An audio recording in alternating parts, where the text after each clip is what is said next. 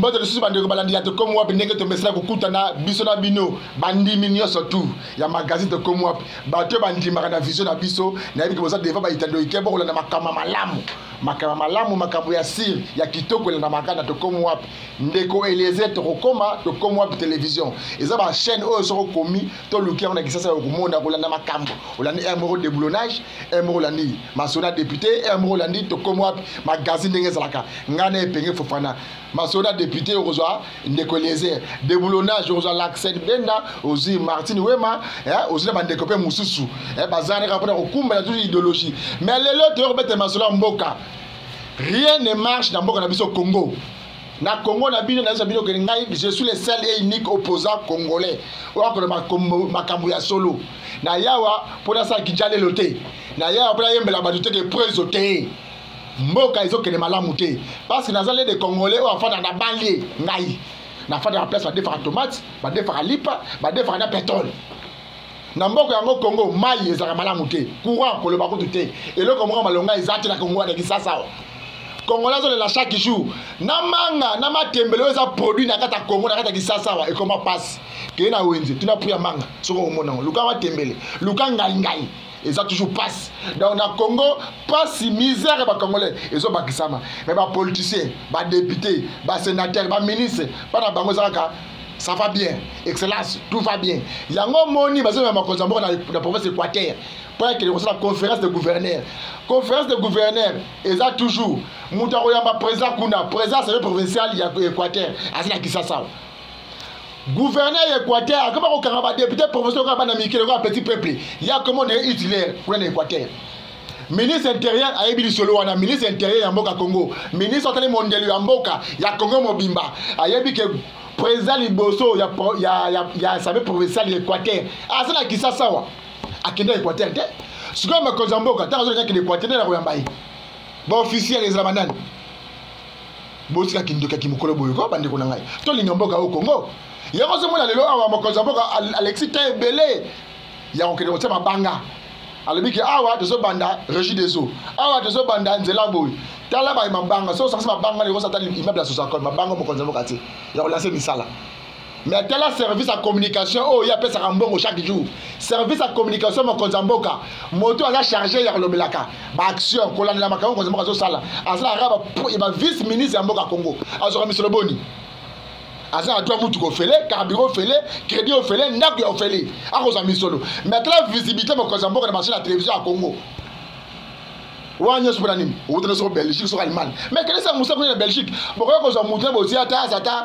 collaborateur ya makambo de télévision mokonza mboka na nenga ya Allemagne ya Belgique bo zo bo émission ki la kisasa bo tié faiblesse ya communication mokonza mboka biso ba to bunda to kufa na so na bo zo ba image belé ya ba Thérèse Kapangala ya ba Rosimu Kendi ba image wana bo yi ba ne ba tia yango o bo zo linga kabila zonga tala ba image ba kabila sala bo zo image ya le 28 novembre là tout aéroport ne moura zo beta masas boye ba image mo soka ngwa na chaîne nini bande ko na boye pas tout le monde te bénéficier nini to koloba parce que bati bazo chéri mboka comme si c'est un groupe de gens bazaka ka wana pour mokonza mboka dina libulu bazina souci ya mokonza mboka te communication faible nzele sami banda gambela kipwanza ti OK kitokimos makadam na télévision mo na chaîne nini communication mokonza mboka eza wapi bosi la musala nini boye pemela mokozi po to ngaba email bo bongo to ndenge biso to sala ki wato zene eloko te ti le to zene eloko te yanga na bisi byonga zaka na balabala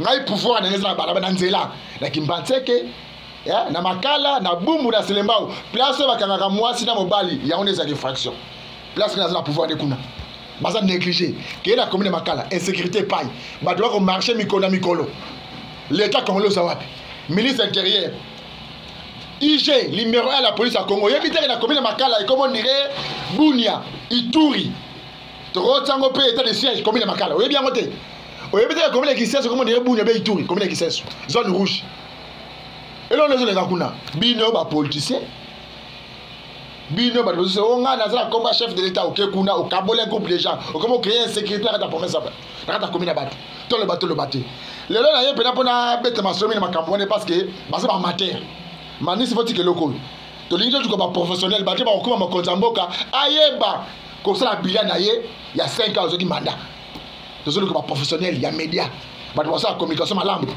Donc il makambo ya mboka na biso Congo le to kolobela makambo ya kini kitoko. Délégué général, il y a groupe Angel Cosmétique, Koulout Nabiso, Jérôme Sekana Zala Kwana, pour la yebisa biso makambo nini, o baso ko vigiler micro zali koya. Ava kaka na mire la matation, na yebisa bino itaka 120. Eza ndeko bala yakiawa, ale biete moi sine ya umeli mingi. Na maternité kuna na mokole so ba ko sungaye. Mais to suka ba communiquer. Moke uta direct ya Allemagne. Mais na ko senga boy. Na ba ndeko so bazolanda biso. Il faut avoir un nerf solide. Tu as vouloir monter. Tu as besoin de poster.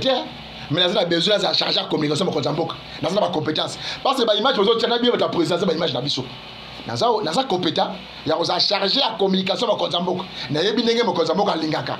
Bitumba Bundi, tu as que tu as tu as compétence communicateur officiel. Tu as géré la communication de Konzamboka. Tu as géré la communication. Le lot de mettre ma solo, ils ont visite guidée, il y a usine Kitoko, il y a société OK place Oyo Kitoko et Botami. Il y a un Koulout Nabiso, Oya Zaka délégué général, il y a groupe Angel Cosmétique, Koulout Jérôme Sekana, Alingaki, Asal Sabiso journaliste. Moi visite guidée parce que Batmuso a kenné pour la joie à l'inauguration, il y a ma Konzamboka, bah diffuser n'importe quoi dans les réseaux sociaux, basé dans la maîtrise de la chose. Alors to kita kikuna, poto la Sabino, nini oyo kitoko salaka kitoko et salaka ba ils aura plastique ba milangi. Et lambi yango comme ça on produit mususu. Et salaka kitite. Et salaka le mususu ta pas ka milangi wana. Et balusi yango et transformer yango biloko et seli. Et ça le mususu salaka kunate. Mais yemoko Jérôme Sekana ameke ko préciser ba congolais, ba congomani, ba kinois, bolanda na mikona bisu ya tout comme télévision.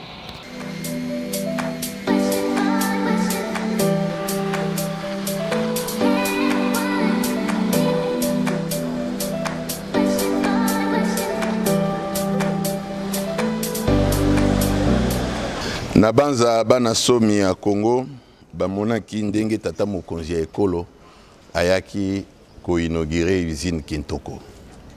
Eza eloko moko ya motuya penza parce que eza mbala ya liboso na mboka na biso tozala na usine ya munene lokola oyo écoutez plus de 15 millions d'euros. Usine oyo mosala nango nini? Mosala nango ko recycler ba bouteille en plastique oyo to bois kaka na poubelle. Tolokoti yango ba memi yango awa ba recycler yango c'est-à-dire ba retravailler yango pour que epesa lisusu matière oyo ekotinda que banganga mayele na biso ba sala milangi mosusu. Donc recyclage wana ekosalama à l'infini. Alors na mboka na biso awa na minute oyo to importaka ba biloko ba bengi ba granulé PET eza ba terme technique eza lokola nani mbuma ya loso to sombaka yango na Inde, na Turquie, na Chine 2000 tonnes par mois. Ba granulé wana nde eyakawa ezana ba compagnie eza misato oyo ezwaka yango epesi elambi yango epesi préforme eza ba milangi moko eza na kolakisa bino ba bouteille eza ba chantier ezali ba milangi moko ya muke wana nde babengaka préforme. Parce que au coquille jamais que ça la préforme ceux qui osent na granulé. Ceux qui osent granulé de fabriquer préforme. Ceux qui osent préforme de oko souffler yango osi molangi. Bato oyo ba fabriquer ka milangi en plastique ba somba kande ba préforme pour que ba kende ko souffler na ba usine na bango moto na dimension na ye.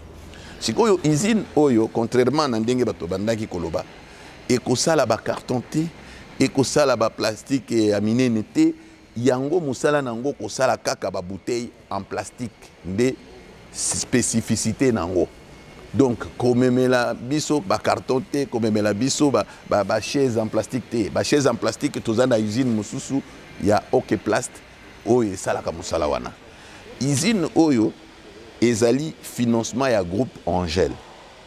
Groupe Angel ezali consortium ya ba société industrielle awa na Congo na kati kuna ozana Angel Cosmétique ozana Palmuco eza raffinerie ozana OK Plast donc c'est la kabiso ba kiti ba PVC ozana Food Life ainsi de suite. Ba compagnie nyonso wana esangani na liboke oyo babengi Angel tout court. Ce qui olbakisi cosmétique ekomi compagnie mususu wana, mais Angel nde liboke ya ba compagnie nyonso na kati nango okuti Angel cosmétique. Alors, musala oyo ezali kosala mawa eza vraiment comme balobaka na lopoto une goutte d'eau dans l'océan. Ça fait des années et des années ba pollution esalamaka bino moko boyebi que na ville na biso ya Kinshasa chaque jour tu produisaka plus ou moins 10 000 tonnes ya ba ordures ménagères. Na kati wana vous avez 30 à 40% ba matière plastique notamment ba milangi oyo. Alors esengeli to banda ko récupérer ne tokotonda vraiment botondi papa mokozi ndenge ayaki ko inaugurer totondi botondi premier ministre ndenge apesaki mitindo parce que maman F Bazaiba kindeki ko défendre le dossier na conseil des ministres ba valider pour ba accompagner biso et surtout le gouverneur Jantini Gobilambaka ezali vision na ye ya Kinshasa bopeto nde eboti usine oyo topesi yango kombo ya Kintoko ezali Kinshasa Kitoko. Pour tango gouverneur Jantini Gombila a lancé vision na ye ya Kinshasa bopeto tolobaki biso to ko accompagner nde to salaki une année à collecte awa tozana 5000 tonnes ya ba ballon compacté ya ba bouteille en plastique ndenge bomoni wana soki ba lokoti ba yi côté que la biso par jour toza ko ramasser 25 tonnes volonté na biso makanisi na biso eza que to matati na 50 tonnes par jour. Pourquoi? Parce que usine oyo totongi awa ezali na makoki ya ko traiter plus ou moins 50 tonnes par jour. Donc pour que Kinshasa ezala penza peto tozala na milangi misusu ya kobwaka ma partout bato ba lokoti yango très bien il faut tozala na ba usine lokolo oyo mitano pe musala oyo eza musala ya bulamatali eza musala ya ba privé te ba privé bayi ko secourir l'état nde l'état alobi lokola bino boyi ko secourir biso toko sunga bino parce que bozo sala musala oyo biso isengela ki to sala basali yango par délégation de pouvoir nde eloko etindaki gouverneur ya ville de Kinshasa à travers ministère et environnement ba signé na biso convention na kati ya convention wana 1% ya misolo nyonso tozobi misa pona kosomba nani ba bouteille en plastique il faut ekota na caisse gouverneur azako sécuriser biso apesi biso sans espace o ici ko tozako tia ba conteneur na biso na bisiko tozako tonga banani ba centre de compactage donc de babenga kango délégation de pouvoir donc gouvernement provincial est délégué biso pouvoir mais étant donné que biso tozali kaka na Kinshasa te tolingi pe tokende pe kosunga bandeko na biso ya Katanga et donc ya Lubumbashi Goma ainsi de suite. Pourquoi il faut to zalana ambition nationale et wana to tondi botondi lisusu mama F Bazaiba oyandima ki kosunga biso même na publicité parce que to s'inscrire na droite ligne ya volonté ya gouvernement tala soki to boaki ba milangi en plastique en désordre et provoquer ba érosion parce que yango ebe bakanokite ce sont des siècles pour que ebeba yango et provoquer ba pollution ba maladie yango ekoki ko chola ti ekoki ko kota na ba turbine ekoki ko bloquer même usine na biso nani plutôt Inga hein barrage na biso ya Inga d'ailleurs ndakisa muko na oti ko pesa wana li français barrage na biso ya Ruzizi elingaki kozala bloquer kaka pona milangi yo bazobwaka na Goma na Bukavu talaka ka nyonso wana eza ko chola ezokende na Ruzizi.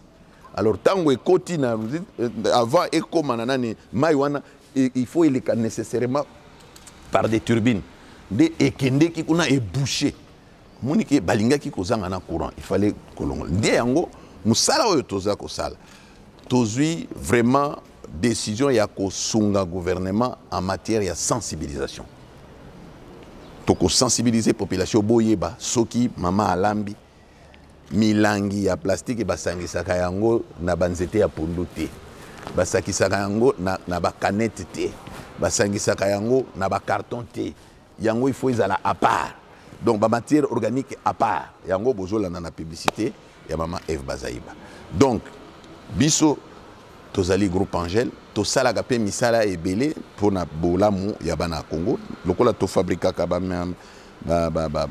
par exemple le gel hydroalcoolique to kabulaka yango na cadre ya Covid parce que biso bato salaka yango to pesa yango na ba marché nyonso ya Kinshasa ba hôpitaux nyonso zo soigner ba malade Covid to pesa yango na Congo Airways to pesa yango na RVA to pesa yango na ba société nyonso ya transport to pesa yango même na gouvernement to salaka yango parce que toza na devoir o ba bengaka responsabilité sociétale biso to yebi ke ba soki ba population ba consommateur bazate ba usine na biso ekozala te nde yango to lingaka mingi ko sunga population soki azana pokoso to kendeki na est to pesaki 100 tonnes ya ba vivre na non vivre na ba sinistré ba déplacer o ba utaki ba kimaki ba makambo ya Beni Butembo kuna to uti pe na kuna Beni Butembo Bunia to forêt to sali ba forage ya minene o eza ko sunga chaque forage eza ko pesa bato mai ya komela 20 000 foyers talaka avec un mini réseau de distribution d'eau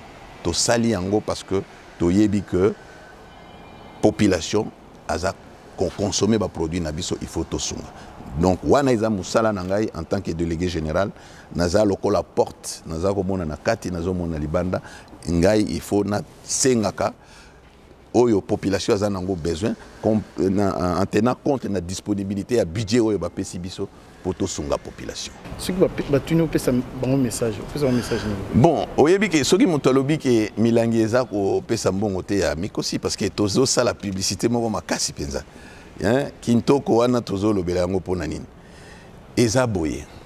Soki omeli mai na yo.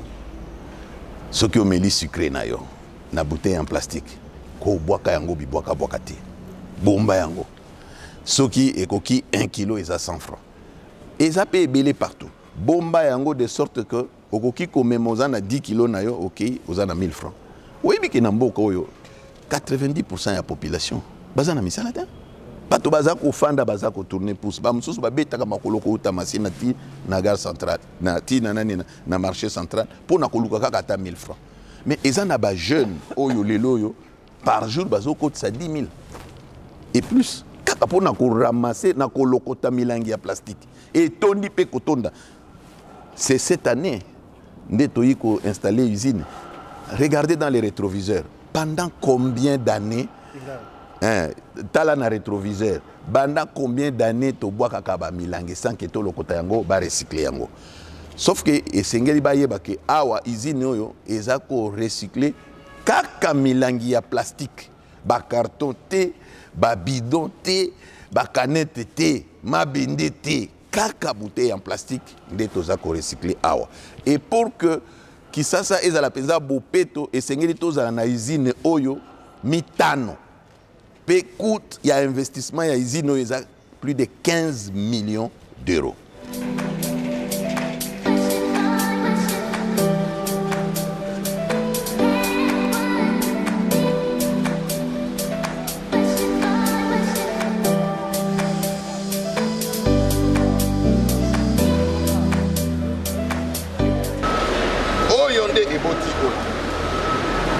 C'est-à-dire, quand vous jetez ces bouteilles, on envoie ça à l'usine. L'usine est allée à où? L'usine est bimisi bambuma par couleur. Et bimisi bambuma on est bengi ba granulé PET. Polyéthylène. Oyo, ba granulé. Ba granulé oyo, de ekotinda que ba fabriquer oyo ne ba bengi préforme. Préforme oyo nde abotaka mulanga. Oyo bateki la kaba embouteilleur, nous avons a soufflé en haut et bimim. Alors, je vais expliquer les cycles. Mais quand on importe ça, il faut travailler ça dans une usine pour obtenir ça. Ça, c'est ce qu'on appelle les préformes. Il y a 3 sociétés qui font ça. Mais ceux qui fabriquent ça, ils sont une dizaine. Vous savez que même les sociétés brassicoles ne les fabriquent plus, elles sous-traitent ça. C'est quand on achète les préformes, ça donne ça, et ça donne ça. Et ça, une fois jeté dans la nature, on récupère pour être traité dans l'usine. C'est ça qu'on appelle les cycles. Et comme partout là-bas, ça donne de l'argent. Quand on ramasse ici, avant de venir à l'usine, c'est de l'argent. Arrivé ici, on achète. Ici, on achète. Ici, on achète quand on boit de l'eau ou on boit du sucré. Donc, à tous les niveaux, on sort l'argent. C'est ce qu'on appelle l'économie circulaire. Merci mingi bandeko balandi de kombo landi bongo ndenge ye moko Jérôme Sekana à lobby. Mais ko expliquer bino utilité ya usine o ezali to me ko visiter ba entrepôt na bango. Boyoka ba nungu te moyini ya congolais ezaka be congolais car ba congolais bazo transformer information na ninga mabe. OK kulutu yazo Jérôme Sekana zawana ce que ça a besoin d'information biso benga na téléphone kulutu na yoki kuna bazo futa ba travailler bien te na yoki kuna par rapport à ma caméra que les malamu de olobinini to yamaka be des journaux to sola na ye c'est comme ça que communication ça la maka ya journaliste ça yo fandi na groupe les gens bazo ko ma caméra sur mamo publier non les arabes ngote il faut ko yoka ko kuta na mutu aza charger ya makambo wana nde ko yoka donc kuna basala ba yola magaka milangi ba comme ça on peut milangi basala que loko mususte ni kita plastique ni kazi basala que loko mususte kuna nakati ya kitoko awa nazo pesa no communiquer mo très important ezana ndeko na biso moko boy kombo na ye Jean-Paul aza ndeko oyo afandaki mingi na mboka Allemagne na ville à Berlin bona na boke binyosu kombo na ye Jean-Paul Mbwaku Kuku Jean-Paul aza kuta afandaki mingi na Allemagne na Berlin précisément awate kukufa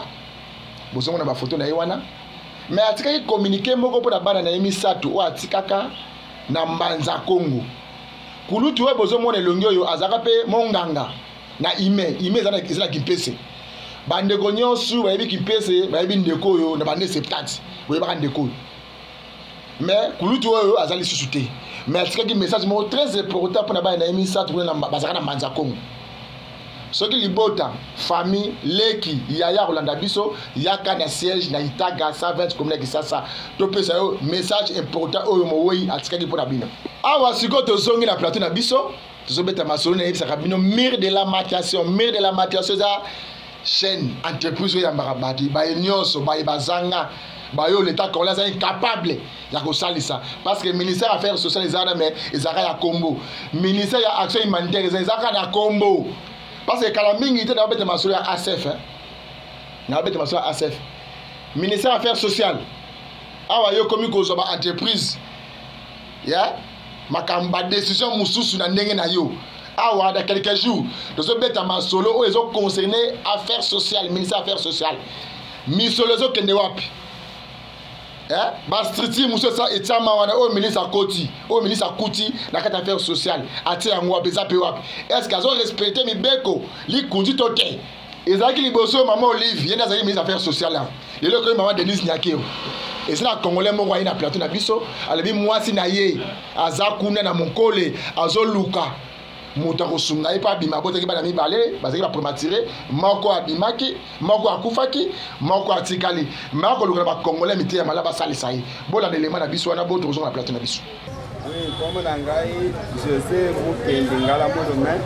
José Mukendi Ngala Mulumi. OK. Awa ozina Itaga numéro 120 commune Kisasa na bureau de Yandeko Eliezer mire de la matation. Ni ne memi yo. OK.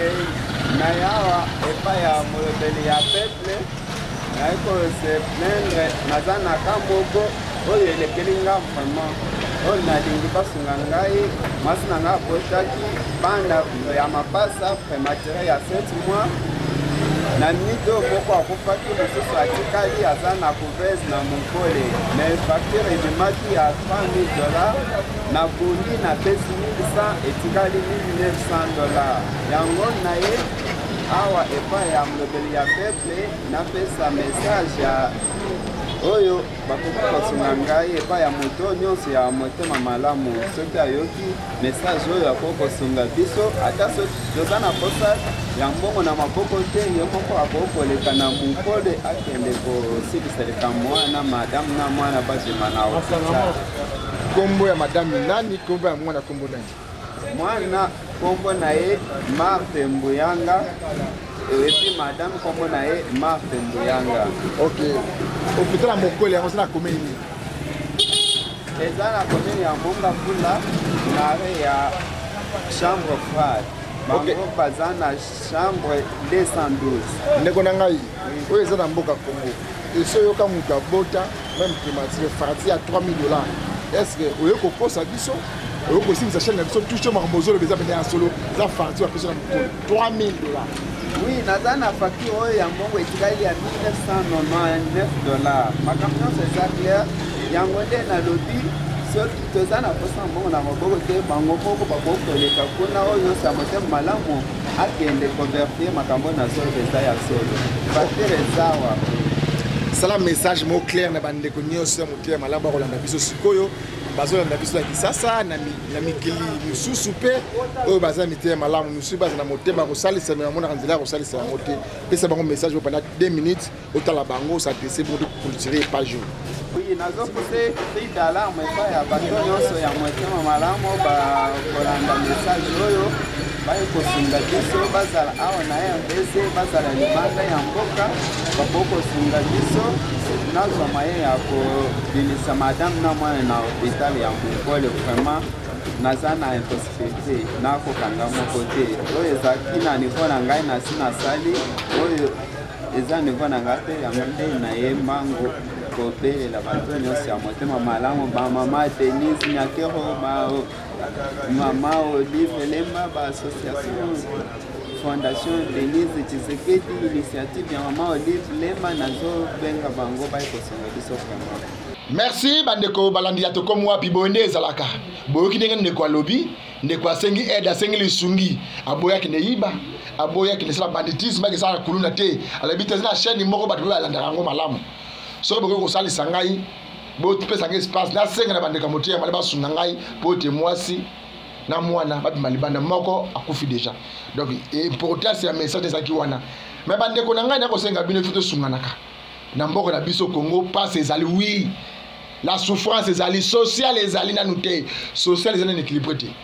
Assemblée nationale oui, Sénat oui, gouvernement oui, mais social ba congolais nzungu matembele ngai kolamba ekote na moto congolais liango na le comité o lipa bosana ti le de faka lipa do de fanguba do de famai dans la Congo même manga o ezaka produit ki sasa manga eza sosuté manga comme passe matembele ko loba tuka ngai na kata wenzi donc souffrance de senga bitumo to bunda ki lit o kuluti nanga Frank Diongo Chamba lobaka lit yango ezaki oyote lit ezaki mususu mais to ko so pouvoir lit changer nzela vision eso changer et là on dit ko so vision zonga ba congolais ba zonga na nzela congolais linga mboka na yo congolais linga Congo tika ko linga famille linga de Congo so ko kufi Congo yo personnaire famille ba ko le ba oui mais les familles eza de Congo ya on a aussi na ba Congoman ti ba kolanda biso bolinga Congo ya opposant ya koloba to épargner mutu te na bilan mo kontamboka mutu on épargner à cause la te ko wanga na te parce que bo ça assemblant bo payer ba immeuble to yo na banda bo sombi ya banda ko ba ko bo sala nyonso tout mais o bo zo ça mo kontamboka ezaka ka 0 libongu tulu na ko continuer to suki apona mokolo malelo batinyo so ba croire la fumo kimbango to suki apona bino mais lobby faut continuer to yeba qui est le vrai ennemi et chef de l'état c'est ça ba question mituna to kote mokolo malobi